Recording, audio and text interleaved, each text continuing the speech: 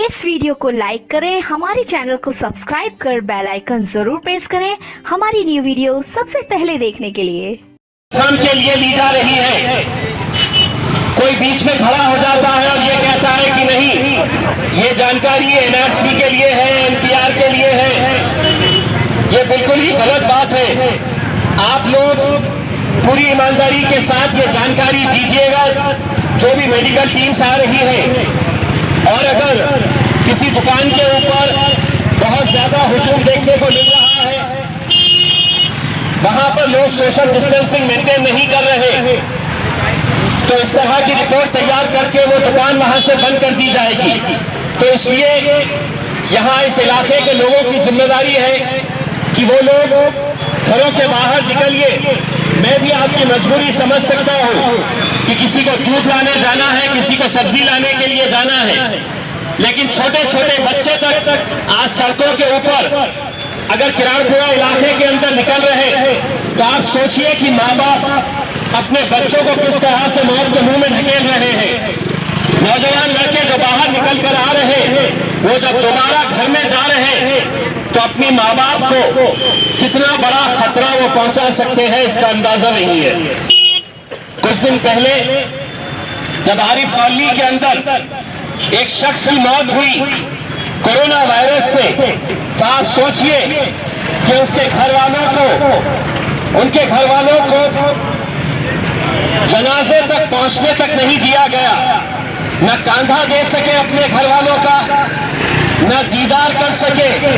सीधा लोग आते थे हम सब को समझाने के लिए, बार बार इतनी अपीलें की गई, लेकिन इसका कोई असर नहीं हुआ। तो बाद में पछताने से बेहतर यह है कि अभी जितना आप लोग ख्याल कर सकते हैं करिए। ये बार बार आकर आप लोगों से अपील करना, मुझे पर्सनली शर्मिंदगी महसूस होती है जब अधिकारी लोग मुझसे कहते हैं कि इस इलाके के अंदर यहाँ पर लोग सुन नहीं रहे हैं। राम मंदिर किराड़पुरा इलाके के अंदर लोग अपनी मर्जी के हिसाब से चल रहे। अगर आप लोग चाहते हैं कि रमजान का महीना सबका अच्छे तरीके से गुजरे, तो आप लोगों के हाथ में है कि ये लॉकडाउन हम कितनी जल्द करवा सकते हैं। मैं यहाँ के तमाम बुजुर्गों से अपील करूंगा कि अपने बच्चों को अपने घरों के अंदर रखिए, बाहर निकलिए। आप दूध लेने के लिए, सब्जी लेने के लिए, लेकिन दूध लेने जा रहे हैं तो दो बच्चे साथ में, सब्जी लेने के लिए जा रहे हैं तो मियाँ बीवी साथ में निकल रहे हैं। आप लोग थोड़े दिनों के लिए इस मुद्दे को संजीदगी से लीजिए, तभी जाकर हम ये लॉकडाउन इस शहर से खत्म करवा सकते हैं। वरना ये लॉकडाउन और कितने महीने चलेगा इसका अंदाजा हम भी नहीं दे सकते हैं। और कल को ये नौबत ना आए कि यहाँ पर इस इलाके के अंदर पुलिस ने ये कह दे कि हमारे बार बार बोलने के ऊपर भी यहाँ सुना नहीं जा रहा है, तो इस पूरे इलाके को मिलिट्री के आए। और अगर वैसा होगा तो आप समझ लीजिएगा कि फिर दूध भी हासिल करना, सब्जी भी हासिल करना हमारे लिए बहुत मुश्किल जाने वाला है। अगले हफ्ते से रमजान आने वाला है। रमजान हम किस तरह से पहला हफ्ता निकालेंगे आपको भी अच्छी तरह से मालूम है कि ना हम तरावी के लिए जा सकते हैं, न नमाजें अदा कर सकते हैं। अगर ईद तक आप चाहते हैं कि ये माहौल अच्छा हो, हम मस्जिदों में भी जाए, ईद की नमाज भी पढ़े, तो ये फैसला आप लोगों के हाथ में है। मैं आप लोगों से ये अदबन गुजारिश करने के लिए आया हूँ कि मेहरबानी करके अगले कुछ दिनों तक जो आप लोगों ने अभी तक ताउन करते हुए आए हैं, वही ताउन आप आगे भी बरकरार रखेंगे। बहुत बहुत शुक्रिया। काम के लिए ली जा रही है। कोई बीच में खड़ा हो जाता है और ये कहता है कि नहीं, ये जानकारी एनआरसी के लिए है, एनपीआर के लिए है। ये बिल्कुल ही गलत बात है। आप लोग पूरी ईमानदारी के साथ ये जानकारी दीजिएगा जो भी मेडिकल टीम्स आ रही है। और अगर किसी दुकान के ऊपर बहुत ज्यादा हुजूम देखने को मिल रहा है, वहां पर लोग सोशल डिस्टेंसिंग मेंटेन नहीं कर रहे, तो इस तरह की रिपोर्ट तैयार करके वो दुकान वहां से बंद कर दी जाएगी। तो इसलिए यहां इस इलाके के लोगों की जिम्मेदारी है कि वो लोग घरों के बाहर निकलिए। मैं भी आपकी मजबूरी समझ सकता हूं कि किसी को दूध लाने जाना है, किसी को सब्जी लाने के लिए जाना है, लेकिन छोटे छोटे बच्चे तक आज सड़कों के ऊपर अगर किराड़पुरा इलाके के अंदर निकल रहे सोचिए कि माँ बाप अपने बच्चों को किस तरह से मौत के मुंह में ढकेल रहे हैं। नौजवान लड़के जो बाहर निकल कर आ रहे हैं, वो जब दोबारा घर में जा रहे हैं तो अपनी माँ बाप को कितना बड़ा खतरा वो पहुंचा सकते हैं, इसका अंदाजा नहीं है। कुछ दिन पहले जब आरिफ कॉलोनी के अंदर एक शख्स की मौत हुई कोरोना वायरस से, तो आप सोचिए कि उसके घर वालों को, उनके घर वालों को जनाजे तक पहुंचने तक नहीं दिया गया, न कांधा दे सके अपने घर वालों का, न दीदार कर सके। सीधा लोग आते थे हमसे हमको समझाने के लिए, बार बार इतनी अपीलें की गई, लेकिन इसका कोई असर नहीं हुआ। तो बाद में पछताने से बेहतर यह है कि अभी जितना आप लोग ख्याल कर सकते हैं करिए। ये बार बार आकर आप लोगों से अपील करना, मुझे पर्सनली शर्मिंदगी महसूस होती है जब अधिकारी लोग मुझसे कहते हैं कि इस इलाके के अंदर यहाँ पर लोग सुन नहीं रहे हैं, राम मंदिर खिरारपुरा इलाके के अंदर लोग अपनी मर्जी के हिसाब से चल रहे हैं। अगर आप लोग चाहते हैं कि रमजान का महीना सबका अच्छे तरीके से गुजरे, तो आप लोगों के हाथ में है कि ये लॉकडाउन हम कितनी जल्द करवा सकते हैं।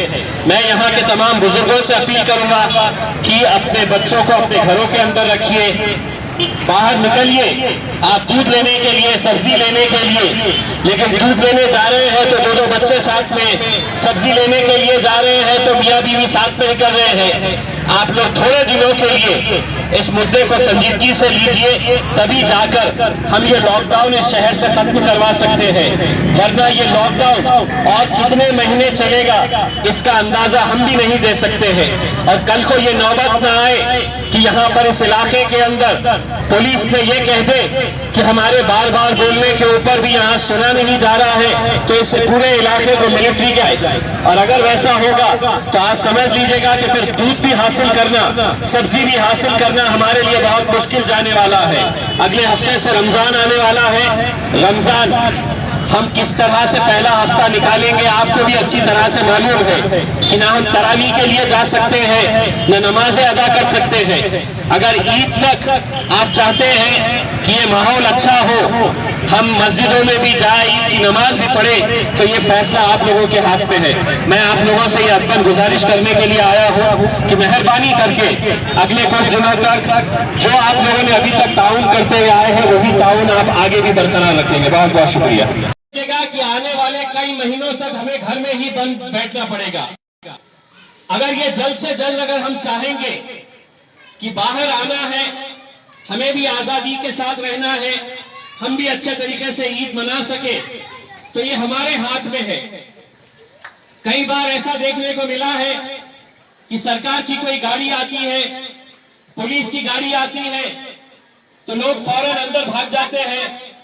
जो नौजवान लड़के झुंड बनाकर खड़े रहते हैं, वो गाड़ी देखते हैं और भाग जाते हैं, फिर गाड़ी जाती है फिर बाहर निकल आते हैं।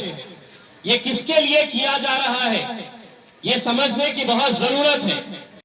मैं मोहल्ले के तमाम बुजुर्गों से ये अपील करना चाहूंगा, मैं मोहल्ले की हमारी माओं और बहनों से ये अपील करना चाहूंगा, अगर इस इलाके के अंदर अगर और पॉजिटिव केसेस पाए गए तो आप समझ लीजिएगा इतनी तंग गलियां हैं, घर से घर लगे हुए हैं, और इतनी बड़ी हुजूम अगर हम लोग बाहर इसी तरह निकल कर आते रहेंगे और इसको संजीदगी से नहीं लेंगे, तो आप ये समझ लीजिएगा कि औरंगाबाद के अंदर ये लॉकडाउन कब खत्म होगा ये हम भी नहीं बता सकते हैं।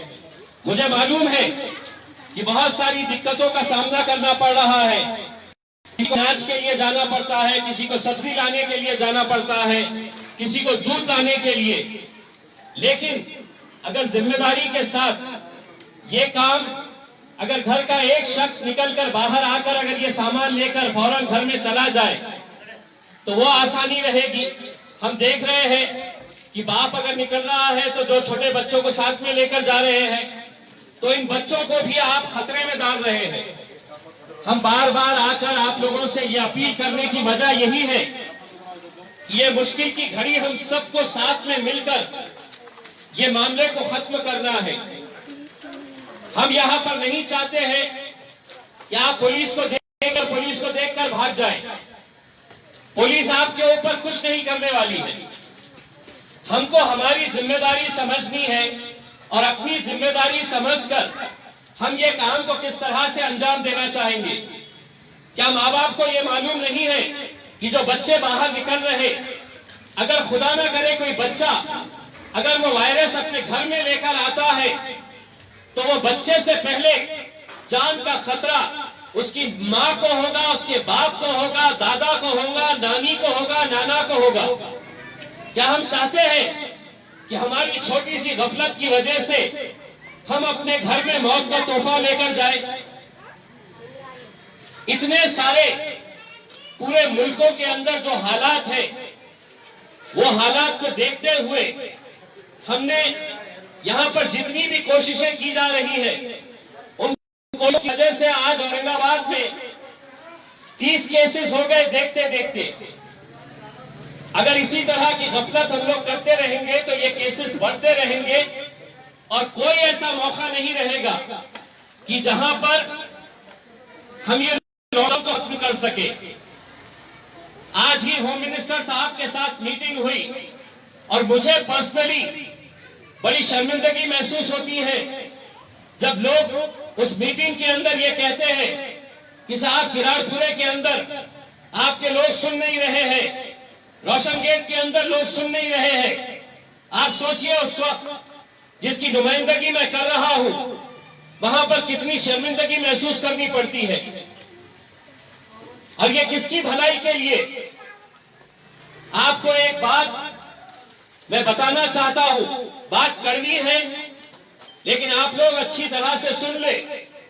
जितने भी बुजुर्ग लोग हैं, अभी कुछ दिन पहले जब आरिफ कॉलोनी के अंदर एक मौत हुई कोविड-19 से, उस शख्स का जब इंतकाल हुआ तो उनके घर वालों को जनाजे की नमाज तक नसीब नहीं हुई, उन्हें अपने घर वालों को दीदार तक नसीब नहीं हुआ है। सीधा अस्पताल से लाश प्लास्टिक के अंदर बांध के सीधा कब्रिस्तान ले जाया गया। ऐसे हालात खुदा ना करे अगर यहां पर भी बन गए तो आप सोचिए कि हमारे चाहने वालों का मरने के बाद हम सूरत भी नहीं देख सकते हैं। अगर ये चाहते हैं आप लोग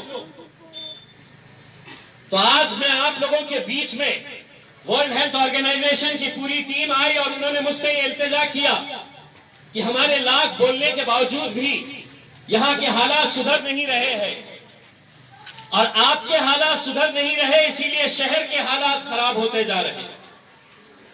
हर मोहल्ले के अंदर मैं खुद अपने घर में जाकर बैठा हूं। मैं चाहता हूं कि रोज निकलूं, आप लोगों के बीच में आऊं, लेकिन मेरे घर में भी मेरी वालदा है। मेरी वजह से मेरी वालदा की जिंदगी में धोखे में नहीं डालना चाहता हूं, लेकिन यहां पर हम देख रहे हैं कि नौजवान निकले पड़े हैं, कष्ट कर रहे हैं, कहीं डेरा डालकर बैठे हुए हैं, जमे हुए हैं। ये कहीं ना कहीं हमको खत्म करना पड़ेगा। और यहाँ पे मैं आप लोगों से अव्वल गुजारिश करना चाहूंगा, मोहल्ले के जितने भी बुजुर्ग लोग हैं, आप लोग कुर्सी डाल के बैठिएगा और ये ख्याल रखिएगा कि कोई सड़क के ऊपर ना निकले। अगर हर शख्स अपने घर की खुद की जिम्मेदारी अगर ले लेगा तो यहाँ पर इस तरह का ऐसा माहौल हमें रोज देखने को नहीं मिलेगा। लेकिन घर वालों ने भी छूट दे रखी है और नौजवानों को लगता है कि हमें तो कुछ होने वाला नहीं है। आपको नहीं होगा, आपको नहीं होगा, लेकिन आपके माँ बाप की जिंदगी आप खतरे में डाल रहे हैं। यही हम अपील करने के लिए आए हैं और मैं उम्मीद करता हूं एक भाई की हैसियत से, मैं यहाँ पर कोई आपका खासदार बनकर नहीं आया, मैं एक भाई की हैसियत से आपका बेटा बनकर यहाँ पर आया हूँ। आप लोगों से हाथ जोड़कर ये गुजारिश करने के लिए आया हूँ कि अगर ये हालात ऐसे ही चलते रहे तो हमारा पूरा से ही गुजरने वाला लॉकडाउन के अंदर ना कोई तरावी होंगी, ना कोई नमाज के लिए बाहर जा सकेगा। अगर हम लोगों ने कुछ और दिन अगर अच्छे तरीके से अपने घरों में बंद रहे तो हम सरकार से कहेंगे कि अब हमारे शहर के अंदर ये खत्म हो गया है, अब इसे रेड जोन से बाहर निकालकर ये शहर का लॉकडाउन खत्म करेगा। ये फैसला आप लोगों को लेना है। इसीलिए आप लोगों से एक बार फिर से मैं अदबन गुजारिश करने के लिए आया हूँ। यहाँ पर वो है तो ऑर्गेनाइजेशन के लोग हैं, उन्होंने चिंता जताई, उन्होंने ये बताया है कि ये कितना संगीन मामला हो सकता है। चंद लोगों की गलतियों की वजह से पूरे शहर को इसका खामियाजा भुगतना पड़ सकता है। इसीलिए मैं आप लोगों से एक बार फिर से गुजारिश करने के लिए आया हूं और उम्मीद करता हूं कि आप लोग मेरी बातों का संजीदगी से दखल लेंगे। इसे ये ना समझे कि मुझे कुछ नहीं होने वाला है, मुझे अभी तक कुछ हुआ नहीं है। ये वायरस को फैलने में बहुत ज्यादा वक्त नहीं लगता है। आज एक अस्पताल को सील कर दिया गया कि सिर्फ एक पेशेंट मिला था। कौन पेशेंट यहाँ से गुजर रहा है, हमारे बीच में किसके पास वायरस है, या आप किसी को भी नहीं पता है, मुझे भी नहीं पता है। लेकिन जब ऐसी भीड़ देखते हैं तो हमें भी डर लगता है। इसीलिए मैं आप तमाम लोगों से ये एक बार फिर से अपील करना चाहूंगा कि इसे संजीदगी से ले, और उम्मीद करता हूं कि इस इलाके के बुजुर्ग अपनी जिम्मेदारी समझकर अपने बच्चों को अपने अपने घरों के अंदर रखें। बहुत बहुत शुक्रिया। अब आगे भी एक बार करना था, आगे बहुत डिस्टर्ब, तो आप अपने अपनी जिम्मेदारी समझिएगा। ये हमारे को दूर रही है अभी इतना